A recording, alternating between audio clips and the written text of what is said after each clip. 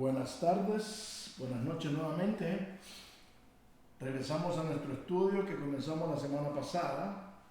Estamos hablando de liderazgo de excelencia.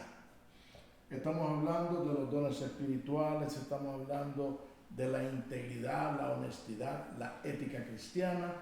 Estamos hablando de la sabiduría versus el conocimiento versus la inteligencia. Vamos a estar hablando de la estructura de organización, organismo. Vamos a estar hablando de la iglesia sobre la roca, pero lo vamos a ver desde un punto de vista de estructuras. Más adelante lo vamos a ver. Estamos hablando de los dones espirituales y estamos hablando también del fruto del espíritu. Esto es un pequeño bosquejo que hemos preparado para que podamos entender un poquito más claro lo que el Señor quiere que entendamos. Amén. Vamos a orar. Padre Santo, amantísimo Señor de los cielos, en el nombre de Jesús, venimos nuevamente, Señor, compartiendo tu palabra. Gracias por el privilegio que usted nos concede, Señor, de poder compartir su palabra. Gracias, Señor, porque decíamos la semana pasada que si yo no hablo, Señor, los jóvenes van a hablar. Si los jóvenes no hablan, los niños van a hablar, Señor. Y si los niños no hablan, Señor, las piedras van a hablar. Y eso es una realidad. Estoy muy contento de ver que hay muchos buenos predicadores compartiendo la palabra, pero también nosotros como cristianos tenemos que ser responsables, Señor, como tu palabra lo dice, de poder filtrar mucha basura que no debe estar. Así que, Señor, queremos ser, como siempre lo expresamos, bibliocéntricos, cristocéntricos, y que tu Santo Espíritu, Señor, nos lleve, nos guíe, lámpara a nuestros pies y lumbrera a nuestro camino, Señor, para dar la palabra como debe ser. Y nosotros nos consideramos bibliocéntricos y cristocéntricos. Esta es tu palabra, la Biblia, y esto contiene tu palabra, las notas, dos cosas diferentes. En el nombre de Jesús, su bendición, Señor, para usted la gloria, para usted la honra, nuestra reverencia. Usted es digno de ser adorado, usted es digno de ser alabado, Señor, usted es digno de recibir el honor y la gloria. En el nombre de Jesús, amén.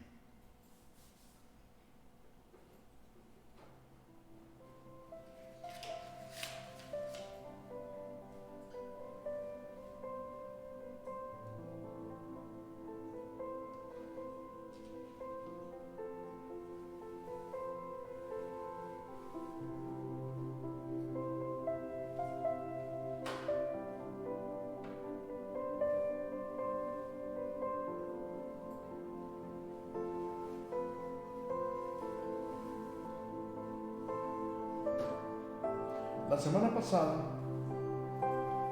leímos en el libro de los Proverbios, capítulo 2, del 1 al 11, la palabra del Señor que hacía referencia a la sabiduría, el versículo 2, a la prudencia, a la inteligencia, versículo 3, a la prudencia también, que si buscáramos, dice, la plata y escudriñáramos como a tesoros, entonces entenderás el temor de Jehová. Estamos haciendo, hermanos, una comparación entre lo que es la sabiduría y la inteligencia, y en la medida que vayamos caminando vamos a ir expresando. El versículo 7 habla de la sana sabiduría. ¿Por qué habla de la sana sabiduría? Porque hay una sabiduría gnóstica, hay una sabiduría que no es bíblica, y créanlo, entre la sabiduría del hombre y la sabiduría de Dios, la de Dios es lo más maravilloso. Nosotros como cristianos debemos de entender eso. También En el versículo 8 dice, guarda las veredas del juicio y preserva el camino de sus santos, la santidad. En el versículo 9 habla de la justicia, del juicio y la equidad, y habla del buen camino. En el versículo 10, la sabiduría en tu corazón, la ciencia grata a tu alma, la discreción te guardará y te preservará la inteligencia. Como pueden ver, se menciona la inteligencia, la prudencia, la sabiduría, la inteligencia. Hoy vamos a continuar con un señor que todos conocemos, y cuando yo leo a Salomón, Salomón nos da o provee un excelente punto de partida diciendo que el líder debe cultivar diligentemente el carácter, adquiriendo la sabiduría, conocimiento y entendimientos que están enterrados en la palabra de Dios como un tesoro cubierto por capas de tierra y roca.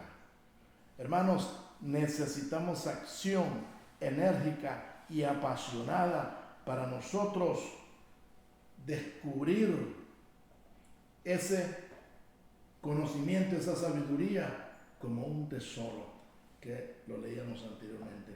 Vamos a leer Efesios capítulo 1, versículo 18. Si ustedes miran, estoy tratando de usar versículos del Viejo Testamento, versículos del Nuevo Testamento, para que vayamos entendiendo, ver la secuencia con que se han seleccionado estos versículos y se nos haga más fácil el entendimiento de la palabra. Dice Efesios 1:18, alumbrando los ojos de vuestro entendimiento, para que sepáis cuál es la esperanza a que Él os ha llamado y cuáles las riquezas de la gloria de su herencia en los santos. Hermanos, alumbrando los ojos de vuestro entendimiento. Es medio paradójico, medio metafórico, para que sepáis cuál es la esperanza que nos ha llamado. ¿Cuál es nuestra esperanza, hermano? Aquí veo que Pablo nos exhorta a ser cristianos de calidad, a ser cristianos que tenemos que esforzarnos, como en el caso de Josué. El Señor le dijo a Josué, esfuérzate y sé valiente.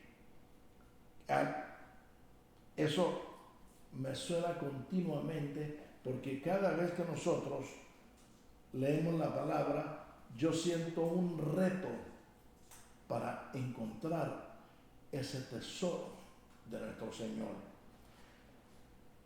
Al escudriñar su palabra, roguemos a Dios por la iluminación divina.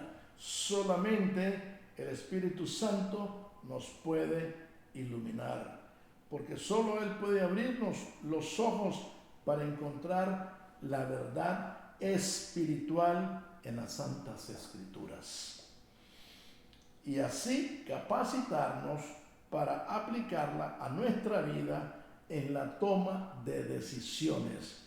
Hermano, la vida es de decisiones, el reto es de decisiones, y nosotros tenemos que aprender que conforme Dios llena nuestra mente de sabiduría, nuestro carácter se va a desarrollar para tomar constantemente las decisiones apropiadas, decisiones justas, decisiones de aspecto moral y equitativas que agradan a nuestro Padre Celestial. Hermanos, lo que nosotros hagamos, en lo que trabajemos, en todas las cosas de la vida, hermano, hay que tomar decisiones. Aquellos que hemos tomado buenas decisiones en el pasado, hemos visto los frutos en el presente. También los que tomamos malas decisiones en el pasado, podemos ver ese fruto y desafortunadamente ese fruto es amargo. Sí, hermanos. Vamos a leer Deuteronomio 32:4. Dice, Él es la roca cuya obra es perfecta. En la primera página que les mostraba, donde aparece la primera, iglesia sobre la roca. Y estamos hablando de la misma roca, hermanos. La iglesia viene caminando en el pensamiento de Dios por mucho tiempo. Dice, Él es la roca cuya obra es perfecta. Jesús es la roca y Él es perfecto, porque todos sus caminos son rectitud. Dios de verdad y sin ninguna iniquidad en Él. Él es justo y Él es recto. Aún en los juicios, cuando el Señor da un juicio que posiblemente es adverso a una persona, ese juicio es recto. Desafortunadamente, podemos ver en la historia bíblica, Saúl, un hombre que fue escogido de entre su pueblo, de la tribu de Benjamín, el profeta Samuel. ¿Cuánto quiso ese hombre? ¿Cuánto lo educó? ¿Cuánto lo instruyó? ¿Cuántas veces le ayudó? Y dicen que lo vistió con una nueva vestidura. ¿Qué pasó con Saúl? Llega un momento que Saúl ya no se somete a la palabra del profeta y no se somete a la palabra de Dios. Y vino juicio sobre él. Hermanos, los juicios de Dios son justos y rectos. El carácter, hermano, no es cuestión de técnica externa, sino de una realidad interna. Estamos hablando de tu carácter, estamos hablando de mi carácter. Hermanos, estamos leyendo en Primera de Pedro y Segunda de Pedro. Yo me pregunto, ¿qué le pasó a Pedro?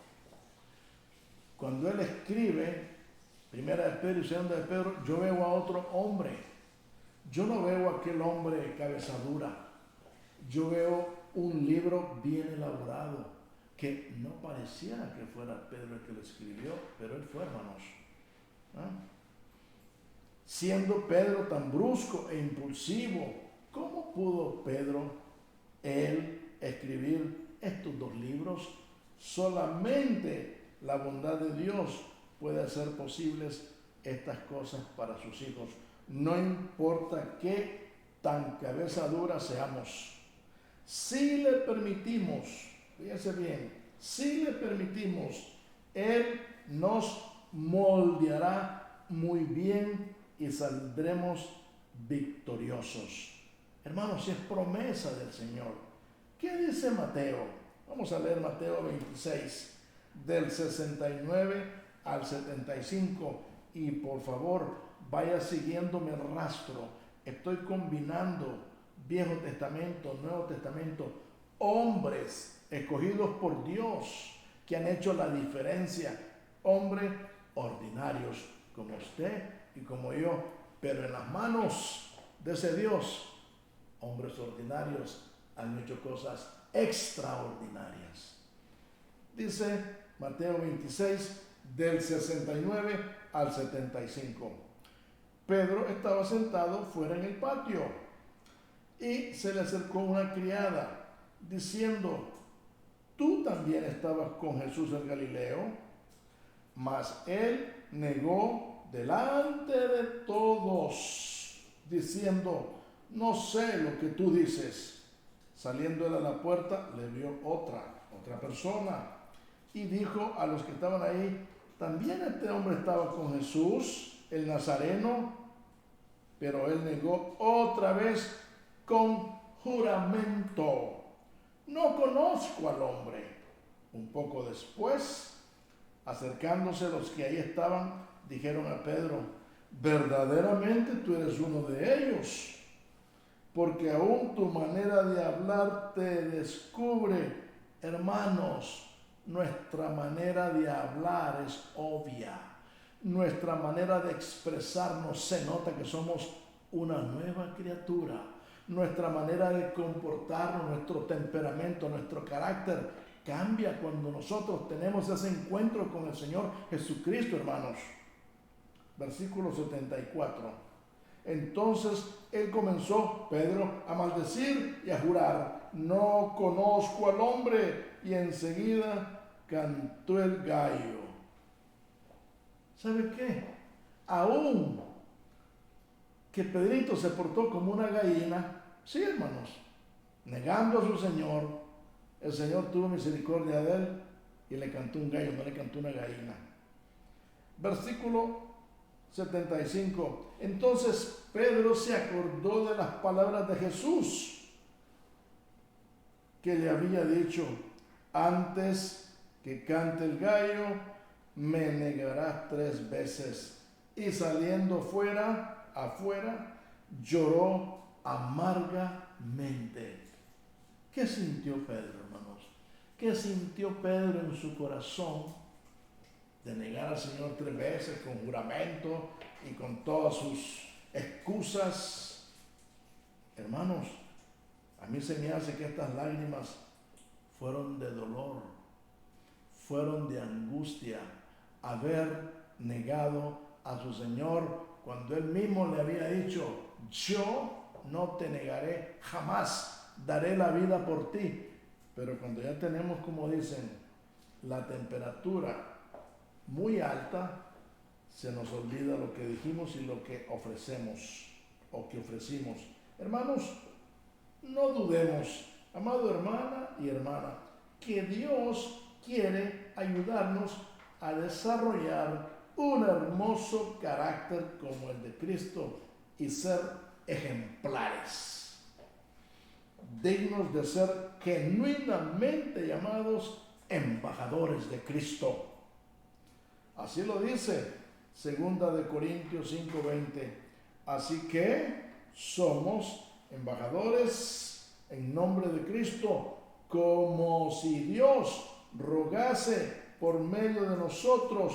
Os rogamos en nombre de Cristo, reconciliados con Dios. Hermanos, somos embajadores de Cristo. El trabajo de nosotros, el ministerio de nosotros está completamente ligado al ministerio de la reconciliación. Reconciliar al mundo con Dios. Ese es nuestro trabajo. Vamos a entrar ahora a una parte que se llama cualidades de líder. Vamos a hablar de ello.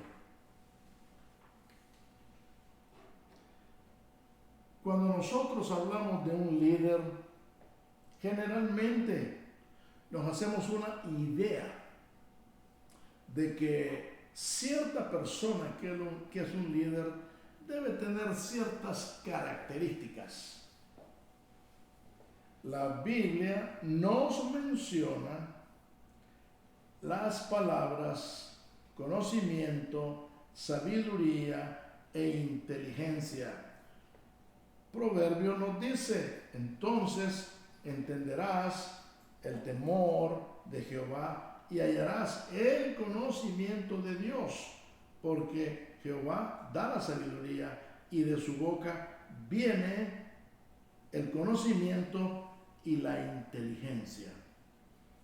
Leamos Proverbios 2, 5 y 6, que básicamente lo que dice la Escritura: entonces entenderás el temor de Jehová y hallarás el conocimiento de Dios, porque Jehová da la sabiduría y de su boca viene el conocimiento y la inteligencia. Hermanos, esto es muy importante, especialmente para usted y para mí, que nosotros somos llamados cristianos, los embajadores de Cristo. Yo me pregunto, ¿podemos entender las Escrituras sin tener una definición del significado de estas palabras que se parecen tanto entre sí? Pero al definirlas encontramos que esencialmente están entrelazadas, pero sus definiciones son diferentes, especialmente cuando hablamos del conocimiento de Dios. Hermanos, para nosotros conocimiento lo relacionamos con las cosas de la vida, con nuestra niñez, que tenemos que ir a una primaria, ya en nuestra adolescencia tenemos que ir a la secundaria y así sucesivamente. Para los hebreos eso no es así. Para los hebreos todo gira alrededor de Dios y lo vamos a ver. Los estudiosos dicen que un buen líder, al leer las Santas Escrituras, debe estar preparado para diferenciar entre sabiduría, conocimiento e inteligencia. Agarré ciertas definiciones de un diccionario que es muy conocido en Centroamérica y México, el Pequeño Larousse Ilustrado 2000, así se llama. Y en la página 277 nos da una definición del conocimiento. Y nos da varias definiciones. Dice una de ellas, conocimiento es acción y efecto de conocer. Eso no me dice mucho. Conocimiento dice 2, entendimiento, inteligencia, razón natural. Tampoco me dice mucho. El punto 3 dice conciencia de la propia existencia. Suenan como términos filosóficos. Sin embargo, los pongo para que usted pueda comparar y ver cómo define un diccionario esta palabra. 4 dice teoría del conocimiento, sistema que explica la relación entre el pensamiento y los objetos y entre el hombre y el mundo. Si usted quiere entender esto, tiene que leer más. Así habla el diccionario. Yo luego le pongo conocimiento. El diccionario bíblico, ya no estamos hablando de un diccionario secular. Estamos hablando de un diccionario bíblico. Y aquí le pongo bíblico, editorial Unilit, página 242. Dice, el conocimiento se usa en una variedad de sentidos. Conocimiento es conocer, entender, discernir, descubrir, etc. Fíjese bien. 1, conocer. 2, entender. 3, discernir. 4, descubrir. Todas ellas se parecen. Veamos unos ejemplos y creo que habrá sorpresas. ¿Por qué digo esto? Porque yo fui sorprendido hace mucho tiempo cuando yo comencé a elaborar este cursillo, como yo lo llamo. Si vemos todos estos temas, usted puede hacer un libro, pero yo hice un resumen de todo lo que estudié y el tiempo que invertí en esto. Dice aquí, Génesis 24:16, estamos hablando del conocimiento. Dice, y la doncella era de aspecto muy hermoso, virgen, a la que varón no había conocido, la cual descendió a la fuente y llenó su cántaro y se volvía. Si usted lee esto, ¿a dónde está el conocimiento?, se preguntará usted. Ahí vamos. Aquí el conocimiento trata sobre el sexo de una persona, una virgen que no había conocido varón. Interesante este conocimiento de Dios, ¿verdad? Vamos a ver otro caso. Cuando usted analiza el conocimiento bíblicamente, nos salimos completamente de la esfera secular. ¿Qué cosa es la esfera secular? Lo que nosotros hemos aprendido en la escuela. Veamos lo que dice Mateo 1:25. Váyame siguiendo el rastro, porque es la secuencia de todos estos versículos y todos estos párrafos que nos van a llevar al conocimiento de Dios. Dice, pero no la conoció hasta que dio a luz a su hijo primogénito y le puso por nombre Jesús. Esto es el caso de Jesús y la Virgen. Es decir, Mateo habla y está hablando de José. José no la conoció. ¿Qué cosa es conocer en este caso? Haber tenido relaciones con ella.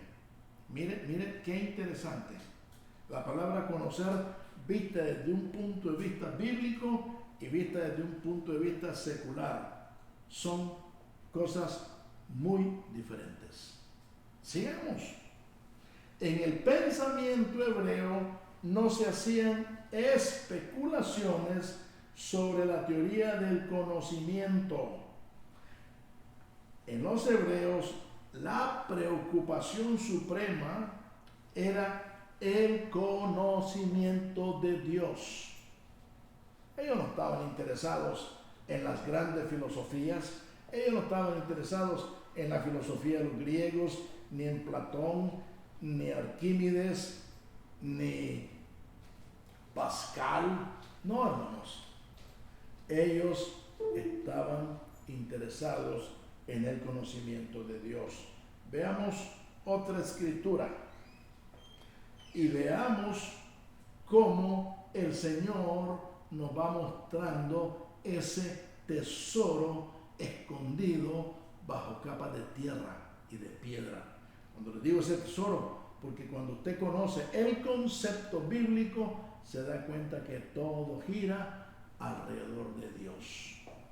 Oseas 5:4 denuncia: no piensan en convertirse a su Dios, porque su espíritu de fornicación está en medio de ellos y no conocen a Jehová.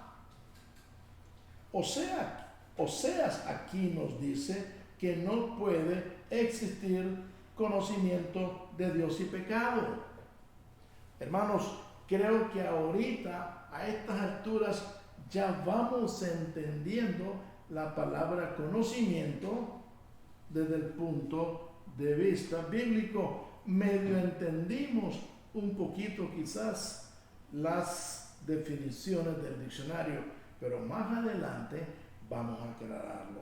Mire, Oseas 4:6, que es uno de mis favoritos. Mi pueblo fue destruido porque le faltó conocimiento. Por cuanto desechaste el conocimiento, yo te echaré del sacerdocio, y porque olvidaste la ley de tu Dios, también yo me olvidaré de tus hijos. Hermano, eso es serio. El conocimiento desde el punto de vista bíblico gira alrededor de Dios. El conocimiento secular gira alrededor de otras filosofías que nosotros le llamamos filosofías de hombres. Hermanos, es interesante, interesantísimo ver cómo se mueve esto. Hubo una condensación de la sabiduría popular en refranes y relatos folclóricos que se acumularon en el transcurso del tiempo. Por ejemplo, leemos en Génesis 10:9: este fue vigoroso cazador delante de Jehová por lo cual se dice, así como Nimrod, vigoroso cazador delante de Jehová. Nimrod se hizo famoso por su sabiduría en la caza. Entonces, vamos a ver el aspecto de la sabiduría. Hermanos, la Biblia con sus conceptos, la Biblia con sus definiciones y la Biblia con su lenguaje nos va a enseñar a nosotros lo que es conocimiento, sabiduría, inteligencia, especialmente bíblicamente hablando. Y, les repito, más adelante ya viene algo que yo escribí para que tenga más sabor esa salsita bíblica. Mire, en Primera de Reyes 4:31, anteriormente hablamos del conocimiento. Hoy tenemos la sabiduría. Primera de Reyes 4:31. Aún fue más sabio. ¿De quién estaba hablando? Le puse entre paréntesis Salomón, para que usted pueda percibir de quién se trata. Aún fue más sabio que todos los hombres, más que Etán israelita, y que Emán, Calcol y Darda, hijos de Mahol, y fue conocido entre todas las naciones alrededor. ¿Se da cuenta usted que el punto de la sabiduría se analiza de una manera diferente? Creo que ya lo vieron. Ahora vengo, yo me expreso. Personalmente, yo relacionaría la definición de sabiduría con la edad de la persona. Todos decimos, mientras más viejos, pues más sabios. Eso es un decir en nuestra comunidad. Así, sabiduría es el conjunto de conocimientos teóricos, prácticos y experiencias personales adquiridas por una persona a través de los años en las diferentes y variadas fases de la vida. Estoy dando una definición personal de mis conocimientos. Entonces, ¿qué lo han convertido en una persona adulta, madura, sensata y de gran discernimiento? ¿Qué es discernimiento? Discernimiento es una cualidad que tienen los señores de edad, pelitos canosos. A mí me está comenzando ya. Hay personas que usted los busca porque usted dice, preguntémosle al tío Pancho, ese hombre es sabio. Preguntémosle a la tía Filomena, esa mujer es sabia. Esas son expresiones de nosotros. Ahora veamos. Entonces, discernimiento, mientras la persona sabe más, tiene mejor discernimiento. Pero si el discernimiento viene de Dios, estamos hablando de otro lenguaje. ¿Ok? Seguimos.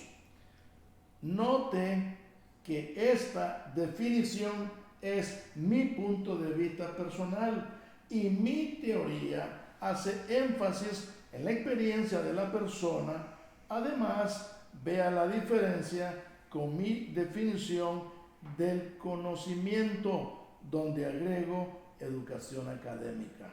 Entonces, yo estoy explicando aquí mi concepto de sabiduría en condiciones normales, no bíblicamente hablando. Sin embargo, les digo que si usted tiene discernimiento bíblico y usted tiene sabiduría bíblica, usted ya se voló la cerca. Más adelante lo vamos a aclarar.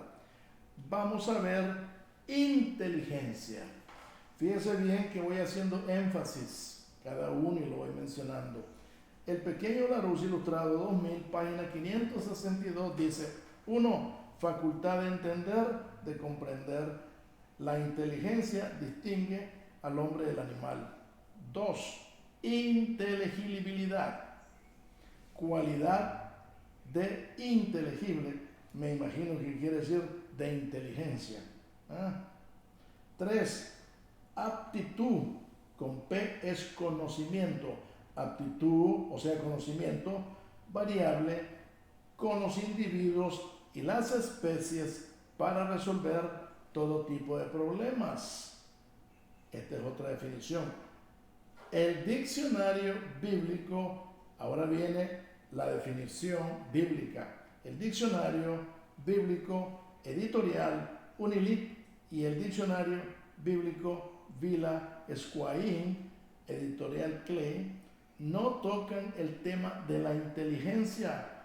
Así que estamos en aprietos, no, porque somos la Iglesia de Jesucristo y sabemos que la inteligencia es un don de Dios. Fíjese bien, la inteligencia es un don de Dios, es un regalo de Dios. Sin embargo, repito, sin pretensiones, me atrevo a dar una definición secular, no bíblica, secular acerca de la inteligencia. Inteligencia es una cualidad, talento, especialidad que una persona ha adquirido a través de estudios académicos o aprendizaje pionero, es decir, de experiencia, heredado por sus antecesores, mis padres, y que sobresale exitosamente en la solución de problemas de toda clase con gran acierto, distinguiéndose de otras personas que tienen una inteligencia normal o promedio. Se habla de 100, 110, 120 coeficiente intelectual desde el punto de vista regular de nuestra vida normal. Algunos expertos dicen que el genio necesita una base para desarrollar su inteligencia. Hermanos, uno de los hombres más famosos e inteligentes de nuestra época, Albert Einstein, él necesitó aprender a sumar 1 más 1, 2 y 2 más 2, 4 para llegar a la luna. Sí, hermanos, así como se oye. Aunque su profesor o uno de sus profesores le dijo a su papá que ese muchacho no servía para nada, que se lo llevara a su casa y que lo pudiera hacer cosas de otro tipo. No pudo apreciar al genio. ¿Sabe por qué? Ni yo los entiendo a los genios. Así es. Desafortunadamente, cuando vemos que una persona tiene esos rasgos de genios, que andan todo el pelo parado, porque se están rascando la cabeza y pasan todo el día escribiendo números y números en un papel, nosotros le ponemos título, ese muchacho está loco. Falta de conocimiento. Seguimos adelante. Estamos hablando que los expertos dicen que el genio necesita, ¿verdad?, de una base para desarrollar su inteligencia.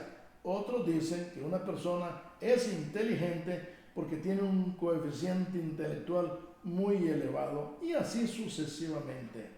¿Qué dice la Biblia sobre la inteligencia?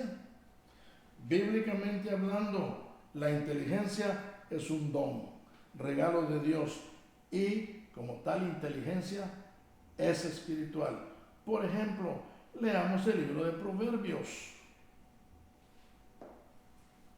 Dice, si clamares a la inteligencia y a la prudencia dieres tu voz, así como la plata buscares y la escudriñares como tesoros, entonces entenderás el temor de Jehová y hallarás el conocimiento de Dios, porque Jehová da sabiduría y de su boca viene el conocimiento y la inteligencia.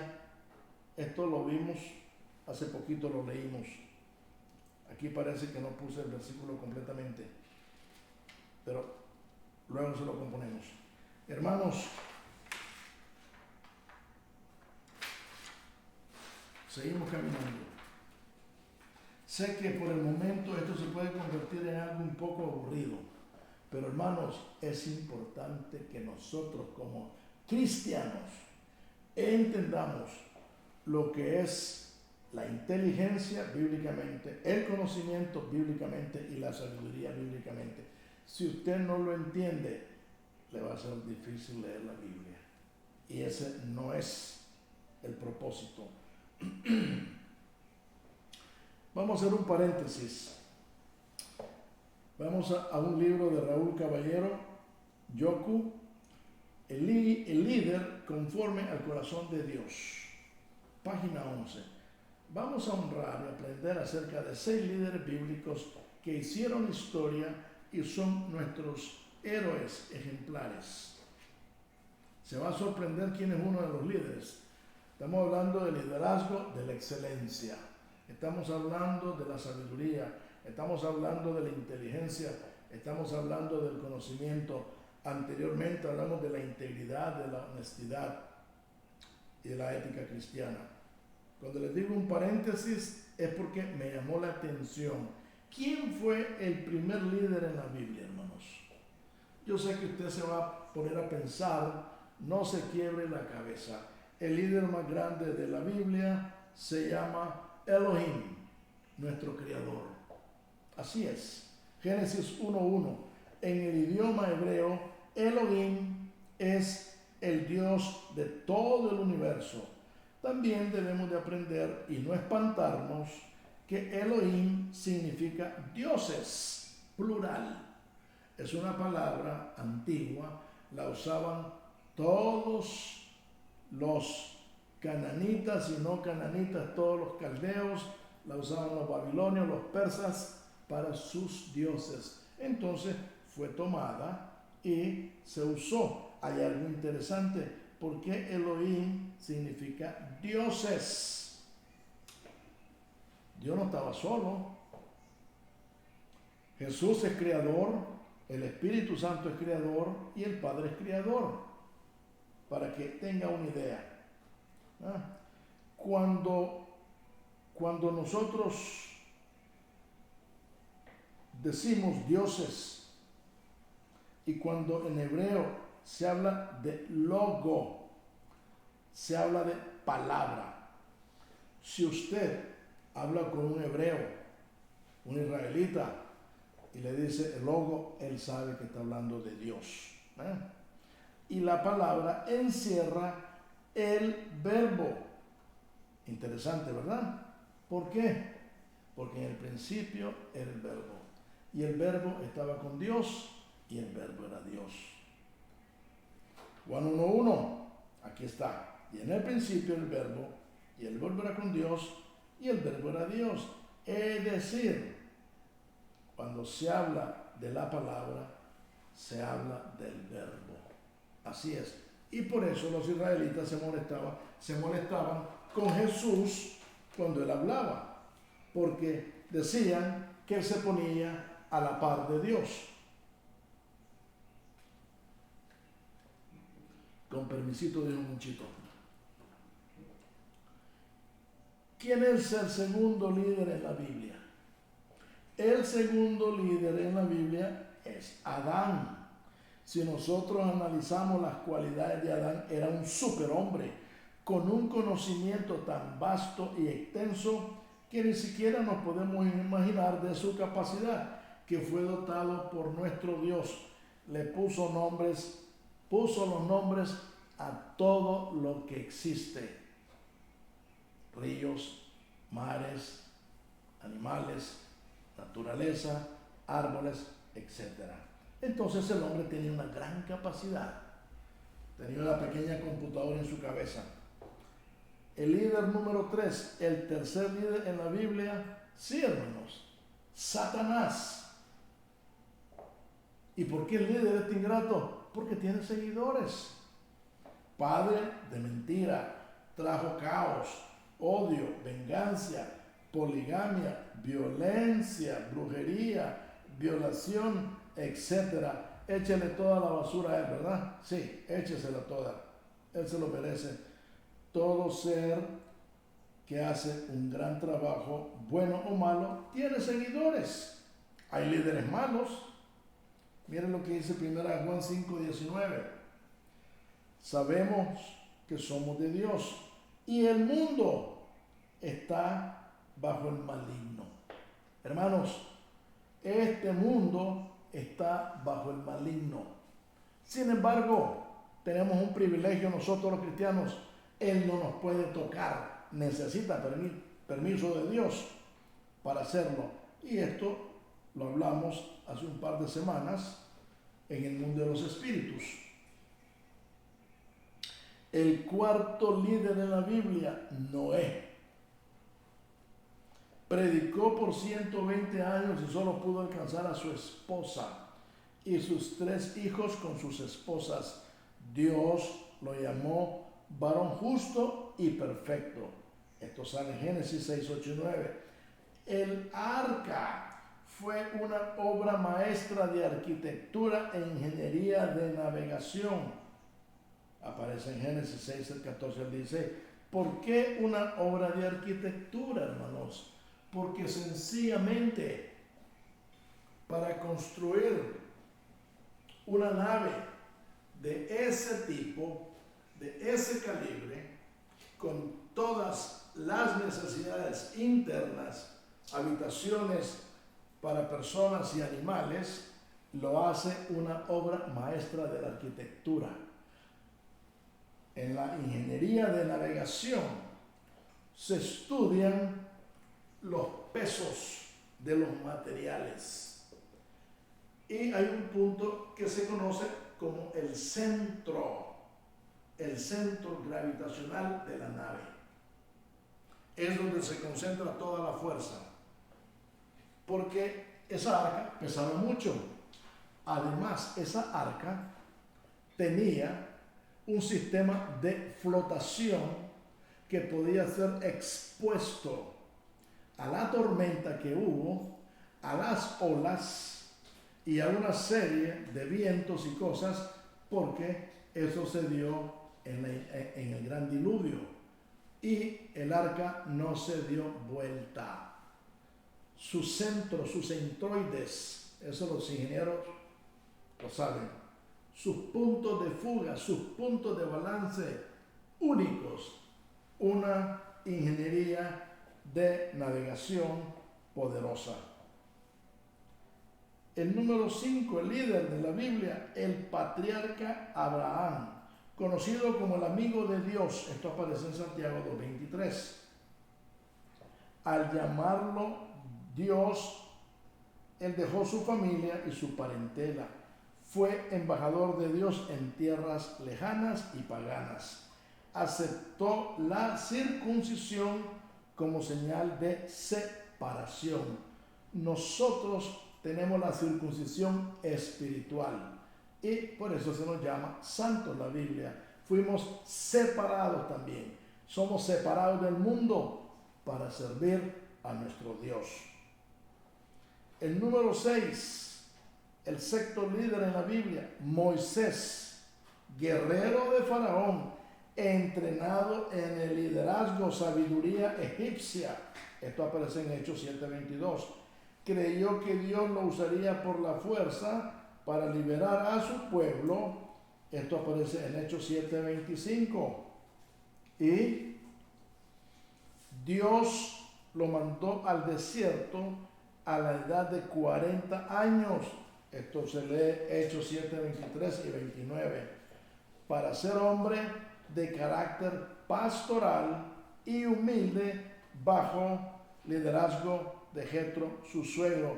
Lo pueden ver Éxodo 2:21 y 22. Hermanos, este hombre tiene mucha historia en la historia de Egipto. Le llamaban general y le llamaban sacerdote. Y vemos nosotros cómo Dios le baja toda la arrogancia de los egipcios, que él era un príncipe, era hijo de la hija del faraón. Entonces, creo yo, especulando un poco, que ese hombre, hasta su manera de caminar, caminaba como un faraón. Los faraones eran considerados casi como dioses. Y la historia de él ha llevado hasta este personaje a la pantalla de Hollywood. Claro, los 10 mandamientos que todos conocemos, la mitad son mentiras de Hollywood y la otra mitad son verdad bíblica. 7. El séptimo líder en la Biblia es Jetro, llamado también Reuel en el libro de Números, capítulo 10, versículo 29.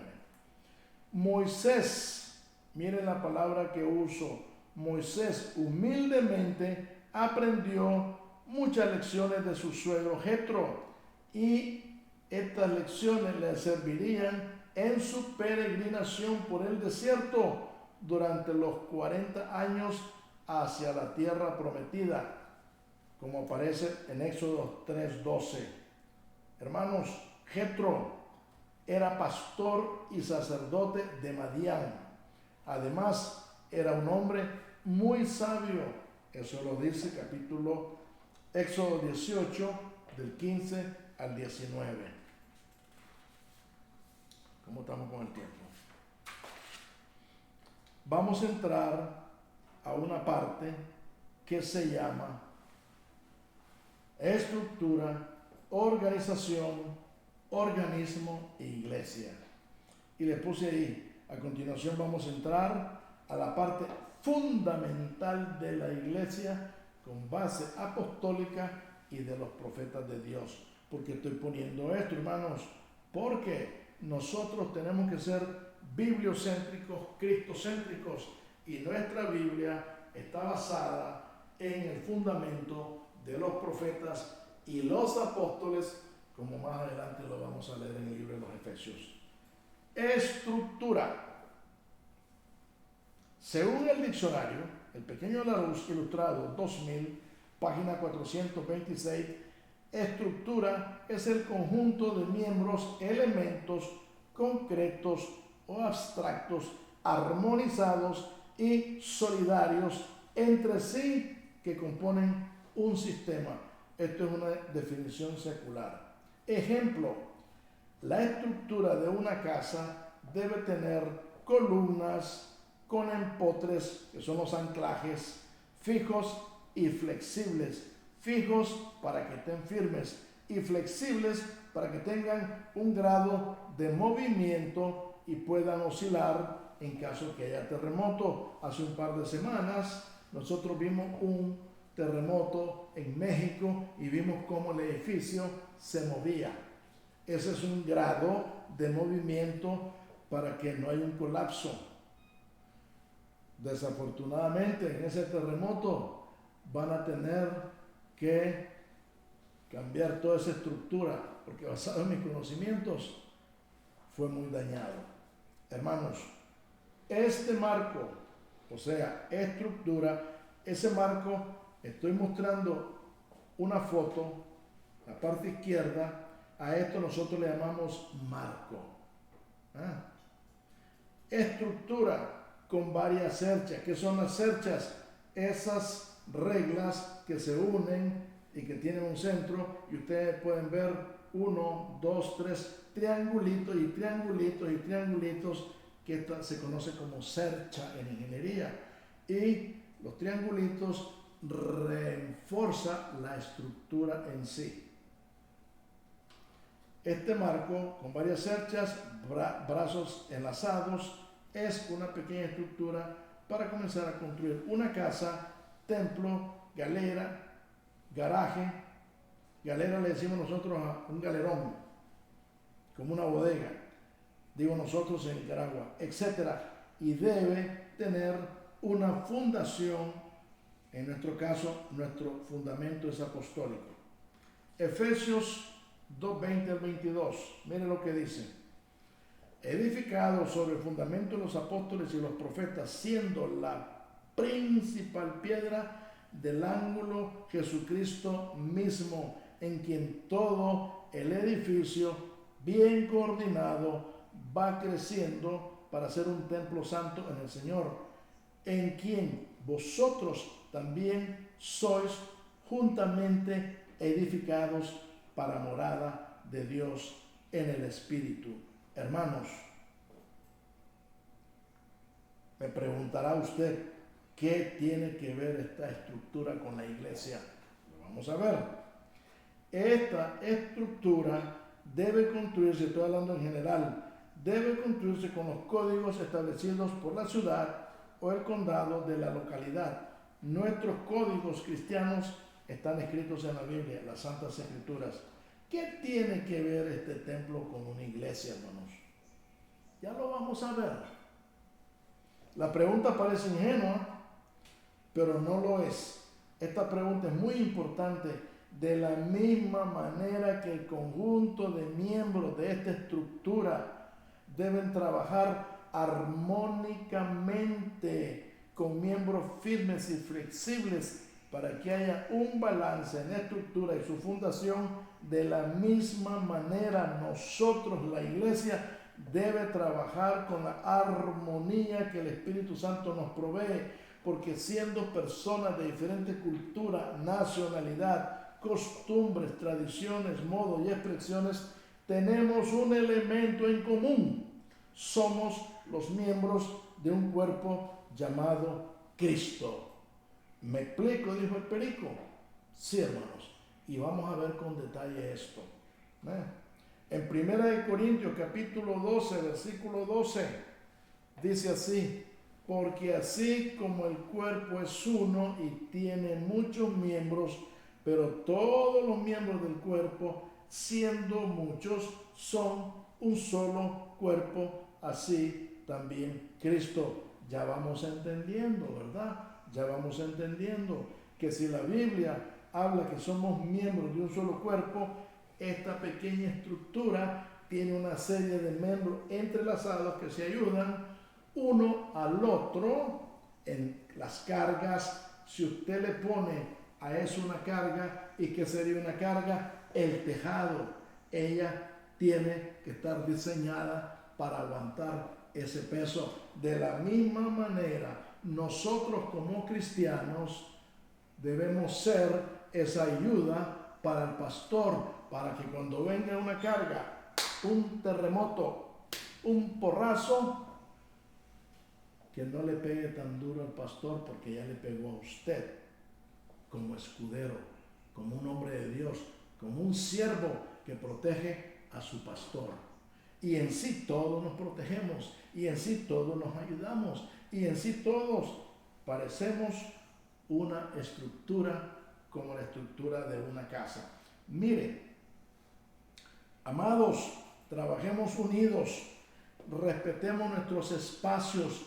¿Qué quiere decir eso? Hermano, si yo estoy coordinando los varones y tú estás coordinando los jóvenes, yo tengo que respetarte. Yo tengo que respetar tu espacio. Si acaso yo quiero enseñarte algo, debo proponerle al pastor un curso o un entrenamiento para los jóvenes, para que se vayan haciendo hombrecitos estructurales y que puedan resistir las cargas, los pesos y los porrazos que vienen en el futuro. Hermanos, somos una estructura y miembro a miembro nos ayudamos. Y dice aquí: y reconozcamos nuestras debilidades, hermanos. Nosotros no lo podemos saber todo. He visto personas, hermanos, que se quedan callados cuando se les hace una pregunta porque no saben la respuesta. Usted no lo tiene que saber todo. Y es por eso que debemos de recibir un entrenamiento. Y este curso precisamente tiene como énfasis entrenarte, hermano. Si en tu iglesia no dan entrenamiento, lo pueden compartir este entrenamiento. Aquí no hay privilegios ni derechos reservados, no, hermanos. Esto es para todo aquel que quiera aprender, para todo aquel que quiera ayudar en su iglesia y sea un siervo, no sea una carga. ¿Ok? Hermanos, dice debilidades y fortalezas. ¿Qué son fortalezas? Usted como joven posiblemente sabe usar la computadora. Usted como joven puede usar un instrumento. Usted como joven puede usar cualquier software, ¿verdad? ¿Sabe un software? Claro que sí. Sabe usar. Hermanos, yo tenía un hermanito que lo quería mucho. ¿Sabe qué me dijo este hermano? Roberto Amezcua. Hermano, yo no sé usar la computadora, yo no sé usar esas cosas raras, pero yo sé usar la escoba y sé usar las flores. Ese hombre nos dio muestras, humildad, sencillez, y mantenía la iglesia limpita y muy linda, muy hermosa con sus florecitas. Hermano Mezcua, no sé si usted va a poder ver esto porque sé que está en México. Al rato me comunico con usted. Hermanos, nuestras fortalezas, nuestras capacidades que no lleguen a la cabeza. ¿Sabe por qué? Porque cuando llegan a la cabeza se nos inflama la ciencia que tenemos aquí. Demos honra y honor al que la merece, como lo recomienda el apóstol Pablo.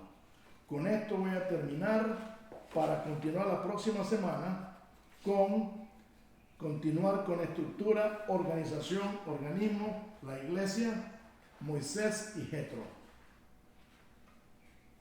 Por el momento entonces vamos a quedar aquí y seguimos caminando. Este curso, hermano, tiene como propósito enseñarte, tiene como propósito definir, tiene como propósito que crezcamos, no solo a lo ancho, sino también a lo alto. Todos crecemos a lo ancho, le metemos más cargas al cuerpo de lo que necesita, y después nos duelen las rodillas, y después nos duelen los tobillos, y después nos duele toda la carrocería. Hermanos, moderémonos. Ese es un chiste sin gracia. Con esto vamos a terminar y continuamos la próxima semana. Vamos a orar. Ahí hay teléfono al final. Si alguien tiene una pregunta, con todo respeto estamos a la orden. ¿Y sabe qué? No le cuesta un centavo. La obra del Señor, yo nunca recuerdo que ni Pedro, ni Pablo, ni ninguno de los apóstoles anduvo cobrando por dar una conferencia. Hoy se han convertido muchos pastores en grandes negociantes y muchos que cantan están cobrando por ministrar. ¿Sabe qué? Les debiera dar vergüenza. Sí. Ahí, ¿de qué voy a vivir? Pídale a Dios y Él le dará. Es su promesa, Jeremías 33:3. Clama a mí que yo te responderé. Me molesta que se haga de la palabra del Señor un negocio. Eso no está bien. No estoy diciendo que el pastor debe tener su salario. Sí, claro que sí. Pero salario modesto. No que sea dueño de modesto, ¿verdad? Vamos a orar. Padre Santo, amantísimo Señor de los cielos, en el nombre de Jesús, te doy gracias por el privilegio de compartir tu palabra. El privilegio, Señor, de poder darle la mano a aquel que necesita. Señor, es una mala costumbre que muchas iglesias te tiran al agua y tú no sabes nadar. Y después, en vez de buscar soluciones, se crean problemas innecesarios. Te doy gracias, Señor, por esta oportunidad. Y yo sé que usted, Señor, es nuestro Dios que nos da la ciencia, el conocimiento, la sabiduría, la inteligencia, la prudencia, ese tesoro escondido como por capas de tierra y de piedra. Gracias, Señor, por este privilegio. Gracias, Señor, por mi hermano Saúl González y mi hermana Lilia Rodríguez, que me permiten, Señor, compartir tu palabra en su hogar, un bonito hogar, Señor. Y te doy gracias, gracias, gracias, 3 veces santo, Señor, por este privilegio que se nos concede. En el nombre de Jesús, todos decimos amén.